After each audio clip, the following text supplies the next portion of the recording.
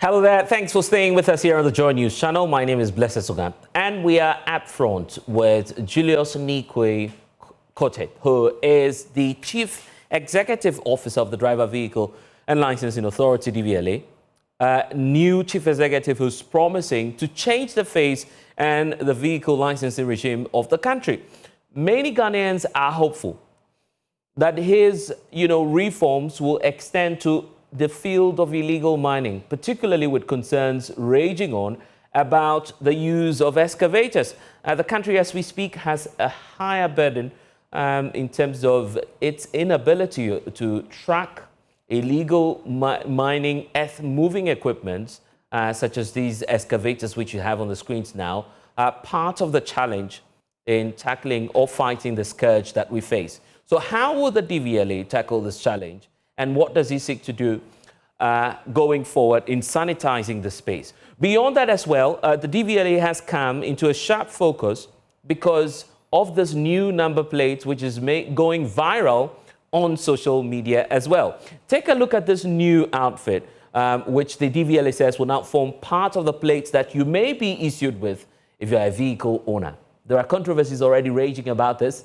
and we'll get all of these answers from the Chief Executive Officer, who's joining us here on UPFront. Julius, welcome to the program. Thank you, my brother. How are you? I'm doing well. We saw this post on your Facebook page, and so many people were happy about the design. Quite a great design it was that we saw on Facebook, but there's already controversy around it. I'm sure you've seen some of the comments and posts online already. So let's get to the one from our own colleague here, Kwaku Asante, who's giving us a sense of some of the concerns that people are raising with this new design of the number plate. Let's get to it then, because you've all seen the design, but there are some concerns that will show up on your screens now about claims that this new number plate itself the concept started way in 2023. So here's my colleague Kwaku Asante pointing out that the DVLA has taken this decision, quote, almost in its entirety, and it's only fair that they reach out to have an arrangement and a settlement for the individual who we understand is behind the original design if they haven't already done so. He continues to point out that the state and its institutions cannot be, quote, stealing from its own people when the state should rather be protecting its people. So if you go up, you could see clearly on the screens, and of course, you see that one of 2023, and what we have now, which will now serve as the new plate for DVLA. Is it a case that there was an IP theft as the claims are making rounds, or is it a case that there's more to it?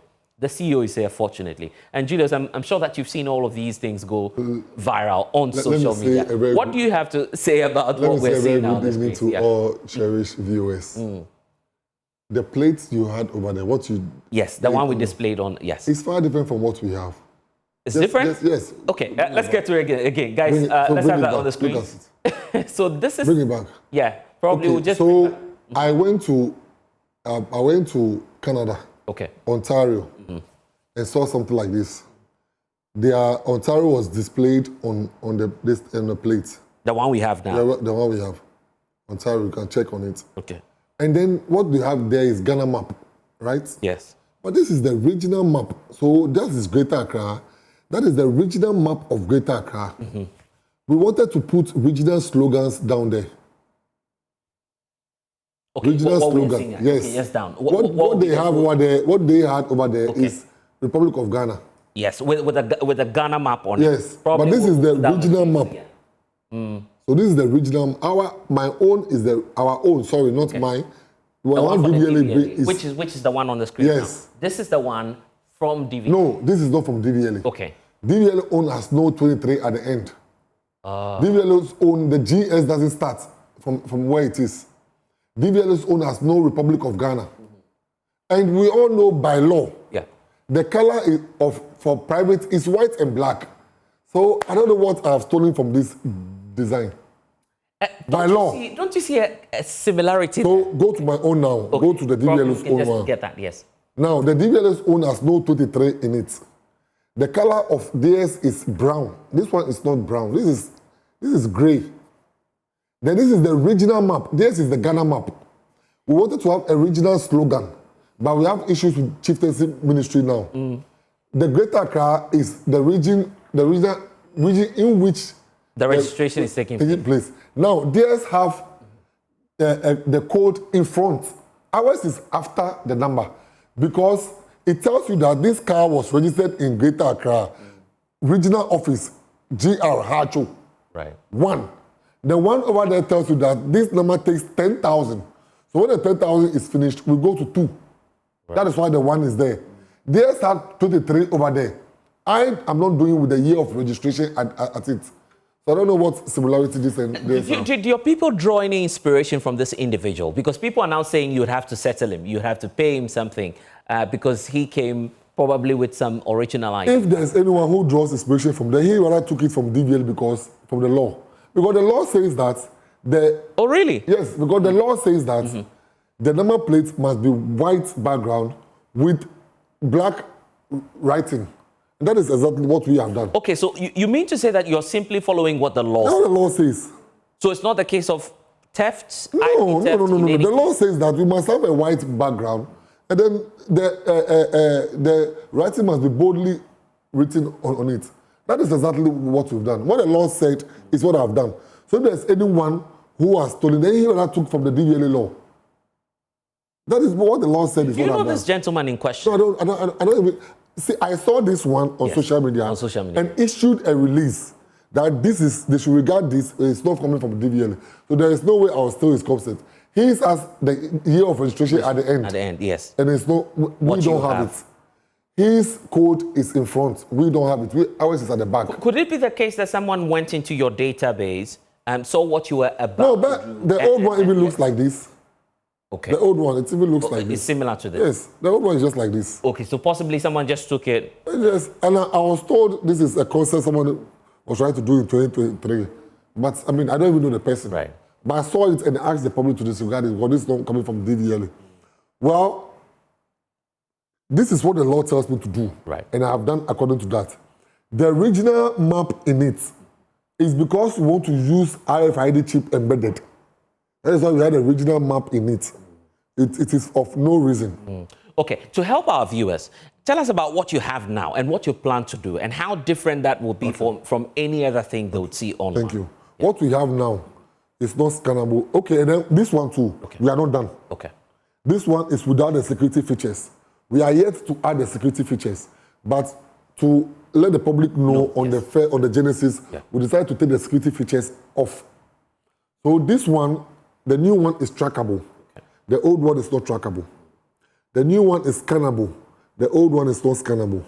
The new one will eliminate smuggling. Yeah. How is it going to eliminate smuggling? Yes. We have a lot of cars in the system, and their number plates are fake. How will you determine a fake number plate? It was not given to the owner by DVLA. So, several cases coming to me in the office. When we see the number, I tell them this is not a correct number. They don't believe it until we go into our system, and it's not correct. But because the police don't have instant way of tracking and instant way of scanning, you can't check. But there's going to be a scanning device which will scan all cars when there's suspicion. You do hit and run at 30 meters, they can scan to know who it is. There's a problem. We scan to know who it is. And the scan will be done by the appropriate quarters, be it the police, be it Yoko, be it national security, be it the DVLA compliance officers, or the NIB. So this one is scannable because when people bring cars into the system and they just go out there to get some guys to do plates for them, there's no authentic means to... So what you mean to say... There's no specific means to check the authenticity of the plates. Initially, I bring my vehicle to DVLA. Yes. You issue me with the number, then I get the plates on. Yes. So it's safe to say that you always have the data. But there are 25 illegal routes by which people bring cars to Ghana. Now, if Mr. A brings a car to Ghana, and it goes by the roadside because it's not paid duty, so he cannot register with DVLA.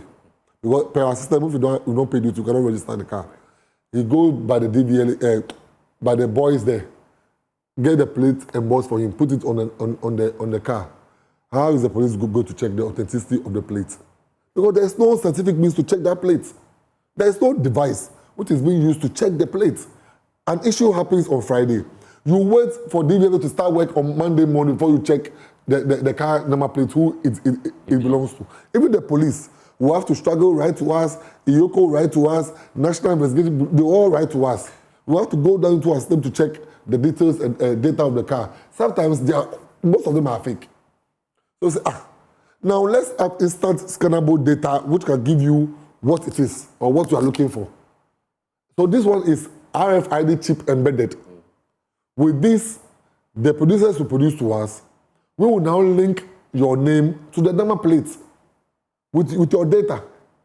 So everything that happens, instantly when they scan, they'll be able to say it is Mr. A because or Mr. how do B. you solve the problem of the illegal plates in the system? Because I'm looking at this. This is a new regime, which means that going forward, all new cars will have to bear this new plates that you have. But the fake ones you speak of are still in the system. So how would you check that then? We are changing the old ones as well. Oh, so this is cross-cutting. Yeah, every single car in this country, yes. every single car in this country have to change. It will be instant. We'll give them a number of years. We'll issue a press release with regards to that.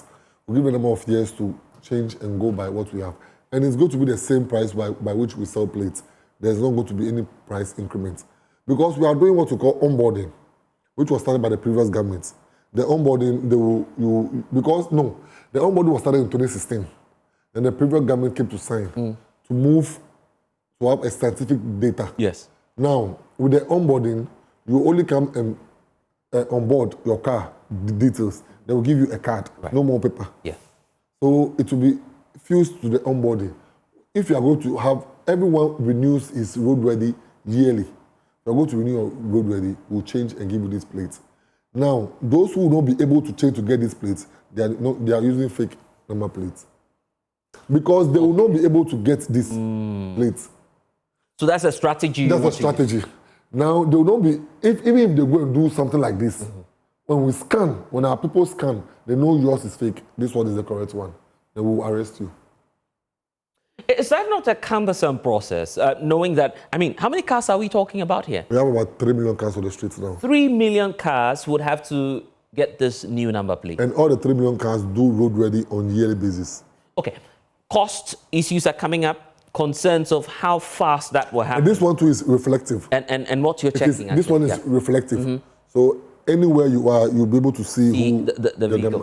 Here's my point. If you're to renew 3 million vehicles and their licenses every year, or I mean their roadworthiness, if you're pointing out to that, then it means it would take us far more years to change all these number plates that you're talking about. But how come we are able to renew them every year? Because we have what we call the PVTS. Okay. That is the private vehicle testing stations.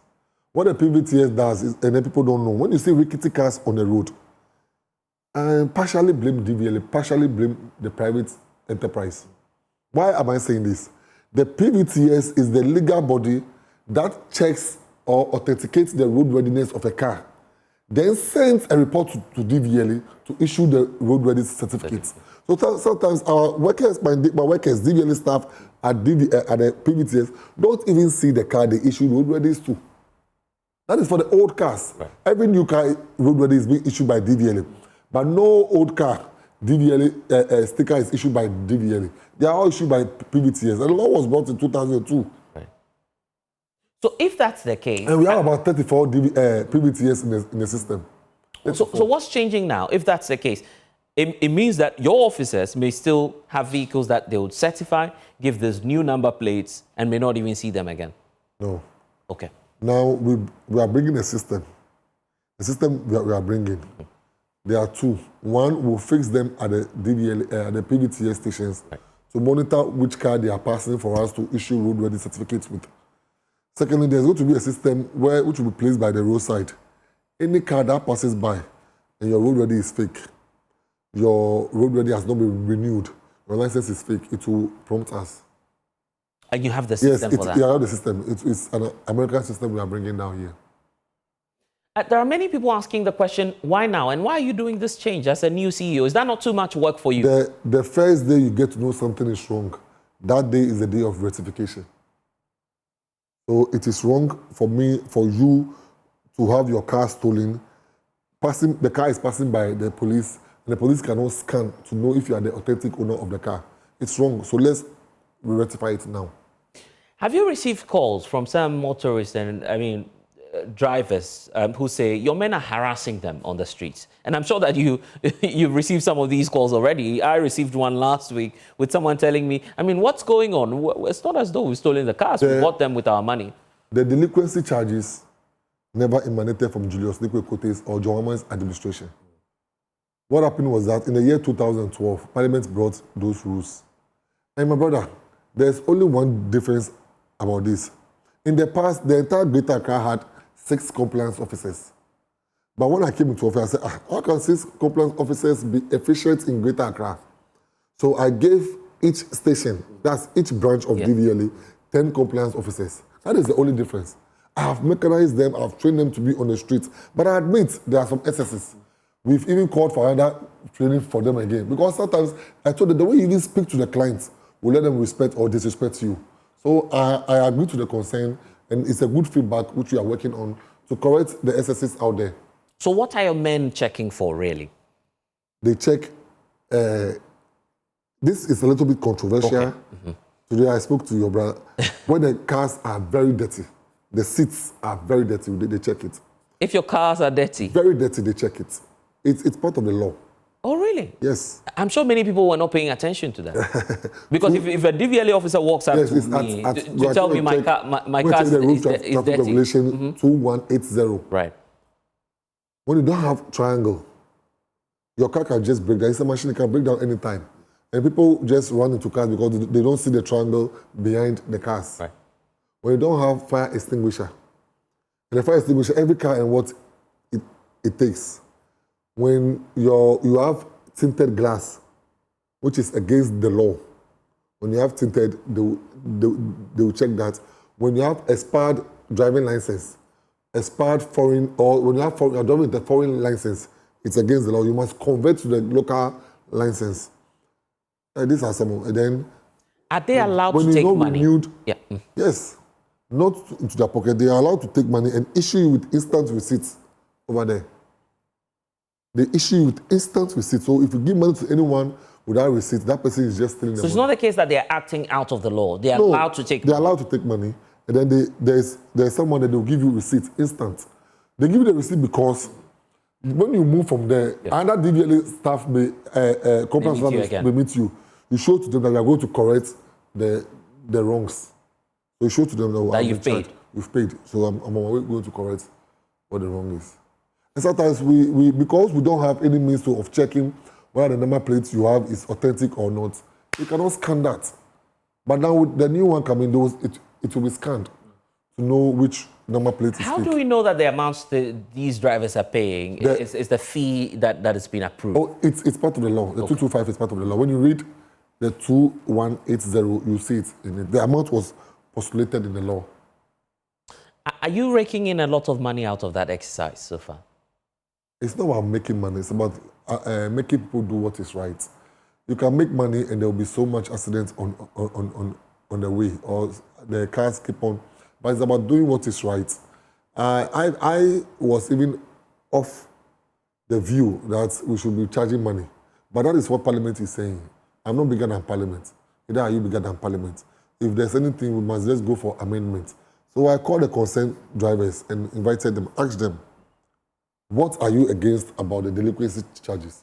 My brother, as of today, they've not been able to tell me, take this one off or take this one off, as of today. The drivers have not been able The concerned drivers, you can call them. Yeah. Today, I will even met them at the ministry. Which of the delinquency charges are you against? They've not been able to tell me anything as of today. So the exercise will continue? It will continue, my brother. Are you just doing we want to build a better Ghana. Right. We want to build the Ghana you and I want.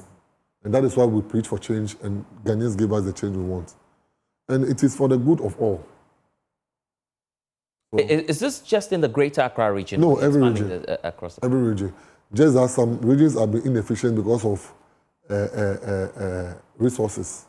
But as time goes on, we need more cars, we need more of the system to, we will get there. Yeah.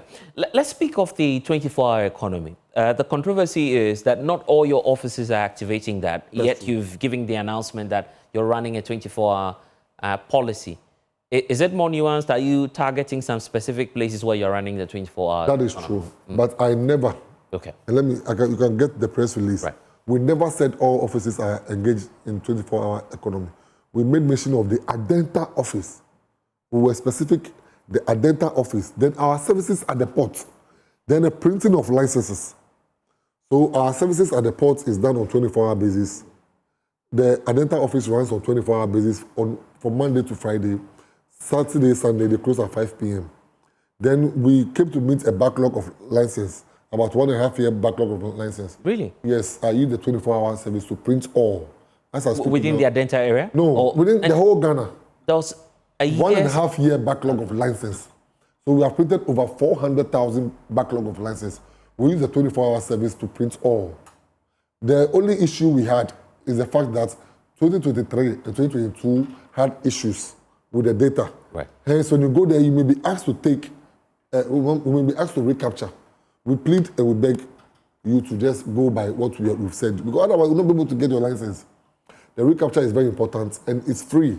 Nobody is to pay any amount because you paid already. Right. It is not your negligence that we were not able to provide you with the license. It is our negligence, and we accept the challenge. I'm sure you see videos online showing that the Adenta office may not have been operating 24/7 as you claim. If you go there Saturdays and Sundays, you don't get them 24 hours. But from Monday to Friday, you get them 24 hours. You've checked that yourself? Yes. People can attest to that. And let me also correct some impression. Right. That Adenta office was never constructed by the ex-president Akufo-Addo. The Adenta office was constructed by John Dramani Mahama in the year 2016. And it was commissioned on 16th November 2016. It was left under the mercy of the Sun. A gentleman called Nana Buje was renting it and putting the money in his pocket under the former government. I went there in February with the minister, and we witnessed him renting it for private use. We asked where he's putting the money at. As of today, we can't see him. He cannot even account for the money. The same thing applied to the Kimbu office. That one, the same. He's rented it out to people. I've been there several times. I've been told to take over the building. I've been there several times, and we cannot see him. So we have issues with the private individual renting out DVLA premises. Yes, they rent out what do you call it? Ayalolo premises. You know, Ayalolo was constructed by the Minister of Transport. So they take one, and DVLA also takes one. And he's also rented that place out. Same as the Adenta office. But Adenta office, I was bold, firm enough to stand and take the keys from him. So it has nothing to do, absolutely nothing to do with the S1 Ronaldo government. Joma constructed it, His Excellency, and it's being worked on today by DVLA, by the vision of the President, the 24-hour service to roll out. Okay, let's still with the illegal mining menace before we go. Too many excavators in this country. The President was even lamenting that some days or months ago, and then pledging that there'll be action. You then came in to say, well, there are some reforms on the way. So many months down the line, what's happening? So we are registering all the excavators at the ports. We are not just registering. Some may be there, will not register for a reason. The reason being that now before you go and import an excavator, you must have a permit from the Ministry of Transport. That's the new that's the new review order. Coming. Yes, no, it's in effect. It's in effect. So if you don't have that permit, I, Julius Kotey, CEO of DVLA, will not allow my gentleman to register you. You will not register any excavator no. That doesn't have an import because the list of excavators to be registered are given to me by the Minister of Transport. So if you don't go to him for permit, we cannot register your excavator. That's why those ones, about 4,000 excavators are being seized over there. Are you not infringing on the rights of people? People have the right to import vehicles into this country. And then you have the right to abide by the laws of the country. The law is saying that before you register, you import an excavator, take permit from the Minister of Transport. Yeah, to be fair, there'll be a backlog period. You're giving this directive. People have giving their orders for imports of these earth moving. No, those ones were cleared months ago. The earlier ones were Are you sure cleared. all of them were cleared out of the system before this? Those ones were cleared. We even brought this policy I think in May or so. Yeah. So, So if I ordered in May, this is my analogy. If I ordered one excavator in May, and that policy is taking effect. It was a cabinet decision. Right. It was a cabinet decision. Our quest to fight Glamsey, it was a cabinet decision to register, to hold on with excavator importation. But people have to say that no, some of them use it for business, for road construction and other things, so you can't stop it. Yes. So it's okay. If I go to use it for road construction and take permits from the minister, it doesn't take anything. It's free. Now, when the minister tells me that, Julius, this gentleman, Mr. Company A, Company B, Company C, have taken permits, go and register their excavators, I am obliged to do that. But if he doesn't give me the names of the companies and you come to me straight, I would like you to go to him. Because I can never do it. How about that? When we gave the ultimatum, the ones that were already in the system, the ones that were arrested in the forest, none, absolutely none were registered with DVLA. So we could not trace the actual owners of the excavators. But when I gave them ultimatum, within 2 weeks, we registered 5,902. Just from just May, 2 from weeks. May, just 2 weeks. 2 weeks in that May, when that May directive was given. We registered 5,902.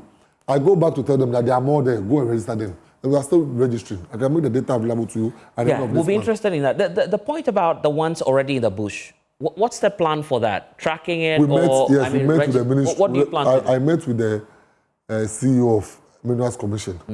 And I visited their command center.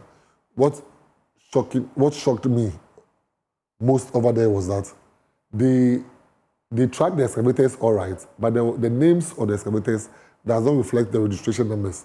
And I asked him, he said there's no registration numbers. So we had a program with him. We'll go back and register all those are already on site. Because it's not, the mining site, you cannot just go there. You need permits to get the mining site. So there's a program on board. Okay, so you have a plan to go back to the concessions that you can identify. And what you plan to do is that you register those ones. How about the illegal ones? Because there are, you see, the illegal ones, they won't show you where they are. They won't tell you where they are. That's what the challenge is now. There's an interministerial committee which I was added, Minerals Commission was also added. So we will have our compliance guys to be on the field to track them, to get them. But let me see, even with this number plates, yes, the number. Do you know some of the number plates on the excavators were fake? They were also fake. So if this one was to be on board, they wouldn't have been able to be fake. They can't fake it. Julius, you seem to be a man that is seeking to change the entire space.